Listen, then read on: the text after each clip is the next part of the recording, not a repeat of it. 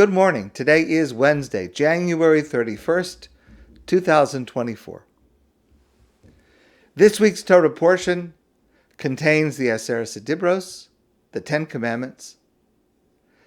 This is the unprecedented revelation of God to human beings.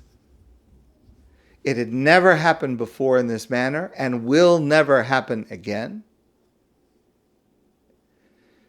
And if we look at them, number 1 through 10, so number 10 is the final direct message from God to the world, to the Jewish people in the world. This is the end of the message that will exist for all time as perhaps the most famous words in human history. And the last line, number 10, goes like this. This is how God finishes off his message for all time to humanity in this open, revelatory form. Lo sachmod beis reyacha. Lo sachmod eishes reyacha. Vavdo v'amaso v'sharovach amarovach al asher l'reyacha. You should not want what your fellow has. Lo sachmod. Don't covet. Don't want what your fellow has. So let me pose a few questions. Let's say you're invited to someone's house for dinner. Does this mean that you can't take any of the food that is offered to you because it belongs to them? If lo sachmod means I shouldn't want what others have, so it belongs to the host, maybe I'm not allowed to take it. Or, what if you see something nice and it belongs to someone else? Are you allowed to go to the store and buy the same item? Maybe that's included in wanting what someone else has.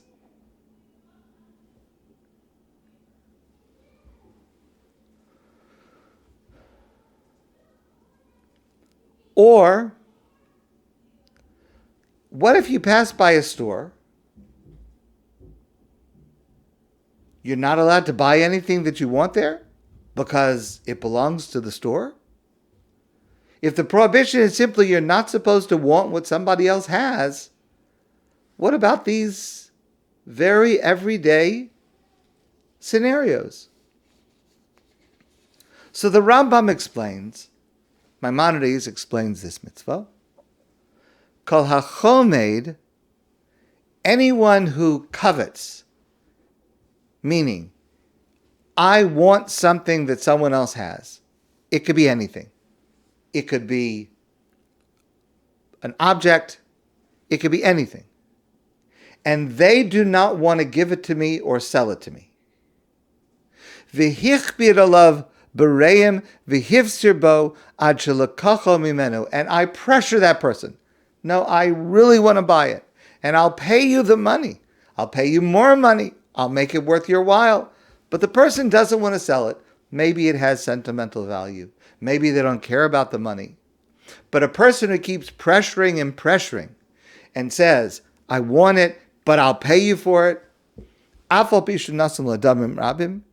Even if you end up giving a lot of money, paying a lot of money for this object, hareza over below say you have violated this 10th of the 10 commandments. Shenemar lo sachmod. You should not want what your fellow has and does not want to give to you, even if you buy it. Ve'ena over belavzeh. The violation occurs when you take the object, chimud sheyesh bo maisa. This prohibition is to covet something that ends up with an action of you taking it, and that's a violation of number 10. And this is the last message that God gives not only to the Jewish people, but humanity when he reveals himself in this unprecedented way. Don't pressure someone else to give or sell something to you that they don't want to give or sell to you. Now, as you know, the Aseret Sedibros, the Ten Commandments, are repeated in the book of Dvarim, in the Parsha of Eschanan. And in that version, there are a couple of differences in the wording.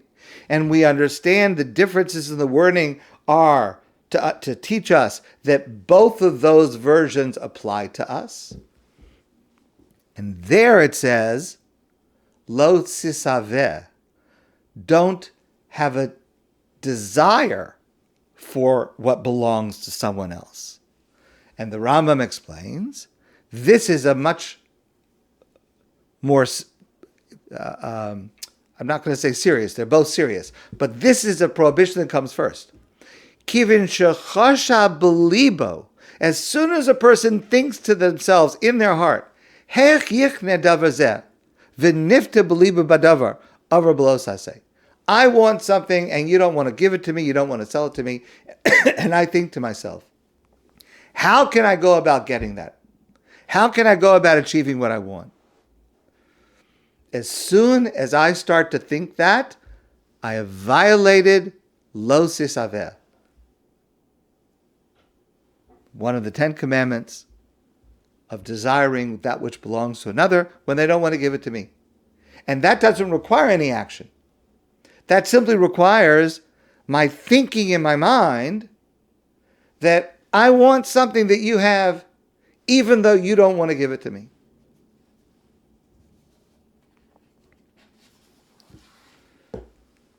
So, what we have from the Rambam is, to want something from another, and he wants you to have it, that's fine. You go to someone's house for dinner, and they want to serve you from their food, obviously it's fine. If you go to a store, and they want to sell something to you, that's fine. If you see something on another person, and you go to a store to buy the same thing, that's fine. Because you don't want to take it away from the person that owns it. You're going to buy it, and the store wants to sell it to you. That is all fine. Not a problem at all. The prohibition has two components, two cascading levels, and both of them are prohibited. Number one, to want something from another who does not want you to have it, even though you're willing to pay for it, simply wanting it and planning, how am I going to get it from that person, even though they don't want me to have it, even if I'm willing to pay for it. Simply that interior thought process is a biblical prohibition of lo sisaveh. And then that cascades to, when I want something of yours so badly, and you do not want to give it or sell it to me, that I persuade you and I persist, and ultimately I achieve the goal of getting what I want despite the objection of the owner, even if I end up paying for it, that is lo Tachmod. I have violated the prohibition of coveting. Applies to anything, applies to something that is tangible, it applies to something that is intangible, it applies to anything. Why is such a thing prohibited? So the Sefer HaChinuch, the book of teaching written by Rabbi Aaron of Barcelona, which gives an explanation for each of the 613 mitzvos, says as follows. Mishrashay mitzvazu, the root of this mitzvah, levi shemachshava rahi zu, that a feeling, a thought in my mind that I want something that is yours, even though you don't want to give it to me, you don't want to sell it to me, that is a bad thought.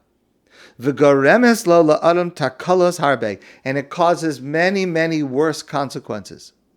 Sha'achar sheyikpa b'machshavto lekachas mimenu oso davar shechamad, because once a person fixes in their mind, I want that the other person has, and they become fixated on that. Mitoch osa tavara lo yashgiach b'shum davar. It could happen that a person will stop at nothing. A person becomes fixated. I want this. I need this. It doesn't matter that someone else doesn't want to give it to me. And you become fixated, V'im lo yirtzach haver l'machro, ya'anas osam mimenu. And if the other person is not willing, you will force them. Again, whether it's tangible or intangible. And yes, let me apply this to politics as well. Im yamo kenegdo, and if someone stands in opposition to me, to something that I've decided that I want from someone else, and my mind is made up and I'm fixated on it, and I will not let anything get in the way, efshar sheyahargenu, it is possible that such a person could come to murder another person to get their way. Kasher matzinu, as we actually found in the story of Navos. Navos was a person, shenerag al karmo. He was killed because of the vineyard that he owned. Shulchama bimenu Achav, there was a king called Achav. Ahab, call me Ahab. He was a king of the northern kingdom of Israel after the split. So this is a narrative from Sefer Malachim, the book of Kings. After the split of the kingdom between the kingdom of Israel in the north and the kingdom of Yehuda in the south, we spoke about this a couple of weeks ago. Achav was one of the kings. Ahab was one of the kings in the north. A terrible, terrible, horrible, wicked person. But the Sefer HaChinuch is saying that this fixation on what I want can lead a person to do anything to get their way. And he gives Achav as an example. Let's review this story. It's a very important story. So you have this King Achav in the northern kingdom, a person without any morals, no scruples, no fear of God. Kerem haya lenavos hayisraeli. There was a man named Navos, and he owned a vineyard. Eitzel hechel Achav melech Shomron.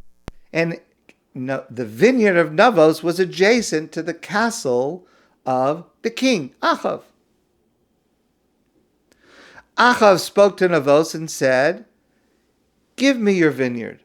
It's right next to my palace. I would like to have a vineyard right next to my palace.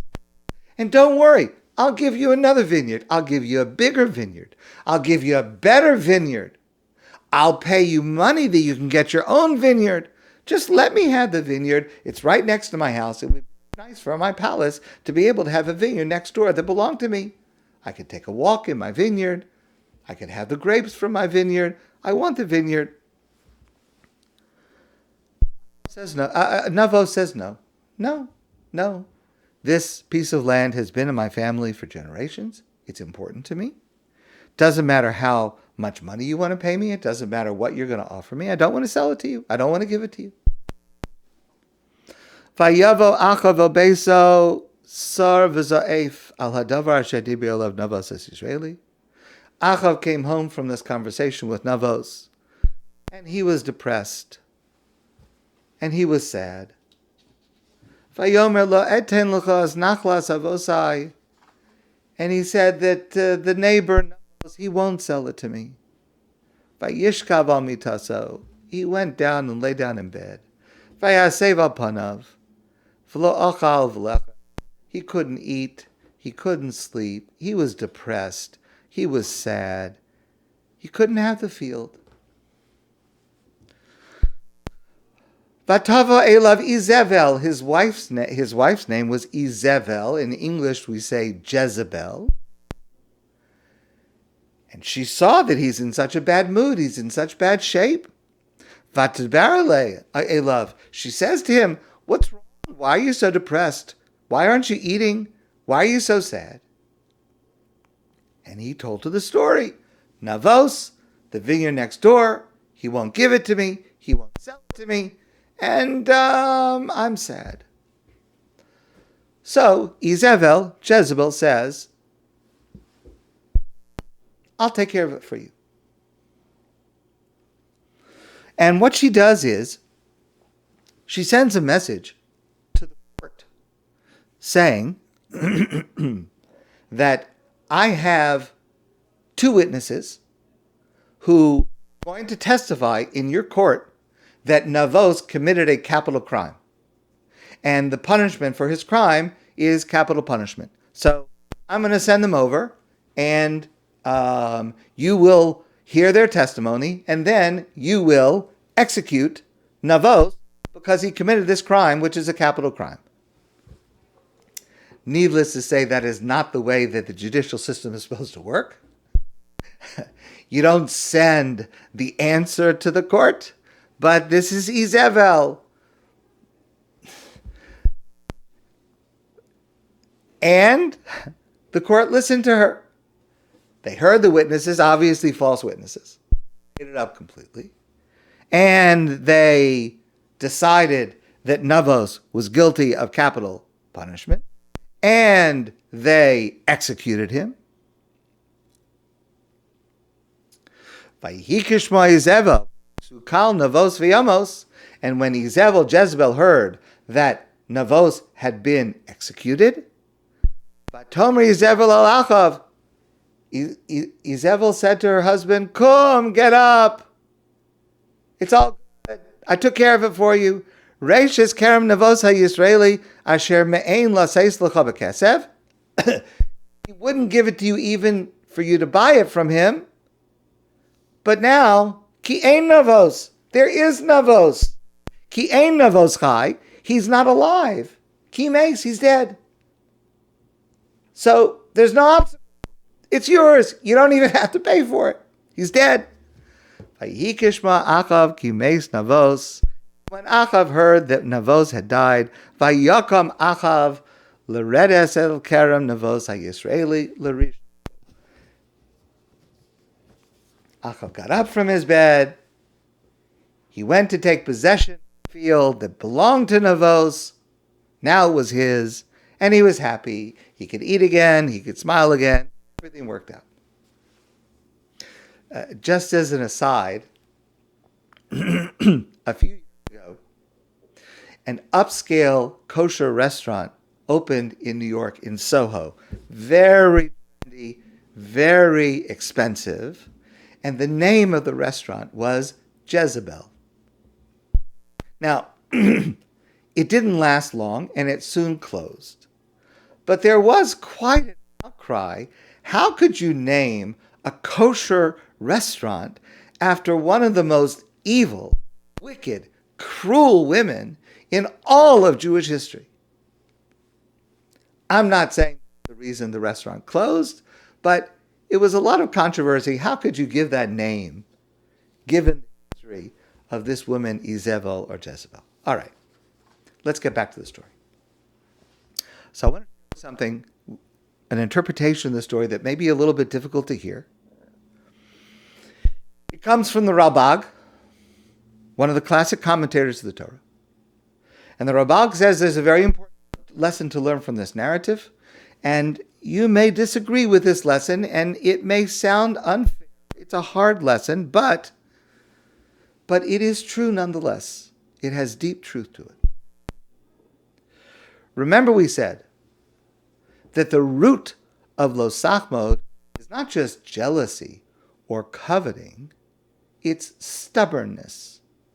I want something of yours, you don't want me to have it, and I become fixated on it, and I plot, and I plan, and I do whatever it takes to be able to get it from you. It is my stubbornness in wanting to have something that you don't want me to have that I become fixated on it. That is the prohibition of lo Tachmod. Says the Rabbi. Izevel and Achav were certainly wrong. They both committed terrible crimes. They were wicked, horrible, horrible people. They had Navot killed for no reason. They took his field. Clearly, Achav violated the biblical prohibitions of lo Tachmod. But says the Ralbag, Navot was also wrong. He should have given in. He was stubborn. and he paid for his stubbornness with his life. Now, he should give it in not as a matter of law. He had no obligation to give in and to sell or give the field to the king because it did belong to him. A person who's being pressured like that has no legal obligation to do that. But as a matter of life, when someone like Achav, and this was not the first horrible, terrible thing that he had done, when someone like Achav is fixated on something that you have, better not be too stubborn. Because you could be right legally, but you could still lose your life.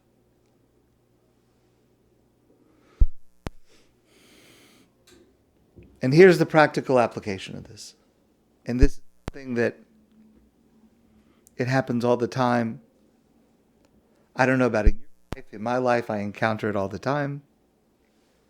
If there's one stubborn person in your life, it's very difficult to have to deal with one stubborn person. They won't give up. They become fixated. They won't change their mind. They won't listen. It's very difficult to have one stubborn person in your life. But if there are two stubborn people, then that's disastrous. Then that can easily lead, God forbid, to destruction. And this applies in every area of life. Now, I shared this before with some of you, and it's something that I haven't to repeat to myself because I need to remember it. Maybe, if you're hearing it again, the reminder will be helpful to you. There is a book that examines this problem. This book was written by one of our greatest philosophers and writers of our time. And everyone should read this book and reread it from time to time. And if you are stubborn yourself, and especially if you are certain that you are not stubborn, but somehow other people around you say that you're stubborn, then you need to read this book at least once a day. It's short. And I'll read it to you now. One day, making tracks in the prairie of Prax, came a north-going Zax and a south-going Zax. And it happened that both of them came to a place where they bumped. There they stood, foot to foot, face to face. Look here now, the north-going Zax said. I say, you're blocking my path. You're right in my way. I'm a north-going Zax, and I always go north. Get out of my way now, and let me go forth. Who's in whose way? Snapped the south-going Zax. I always go south, making south-going tracks, so you're in my way, and I ask you to move and let me go south in my south-going groove. Then the north-going Zax puffed his chest up with pride. I never, he said, step to one side. And I'll prove to you that I won't change my way if I have to keep standing here 59 days. And I'll prove to you, yelled the south-going Zax, that I can stand here in the prairie of Prax for 59 years. For I live by a rule that I learned as a boy back in south-going school. Never budge. That's my rule. Never budge in the least. Not an inch to the west. Not an inch to the east. I'll stay here not budging. I can and I will if it makes you and me and the whole world stand still. Well, of course the world didn't stand still. The world moved. In a couple of years, the new highway came. And they built it right over those two stubborn zacks and left them there, standing, unbudged, in their tracks. And that's the Zacks by Dr. Seuss. My friends, I wish you a great day. And I look forward to seeing you soon in person.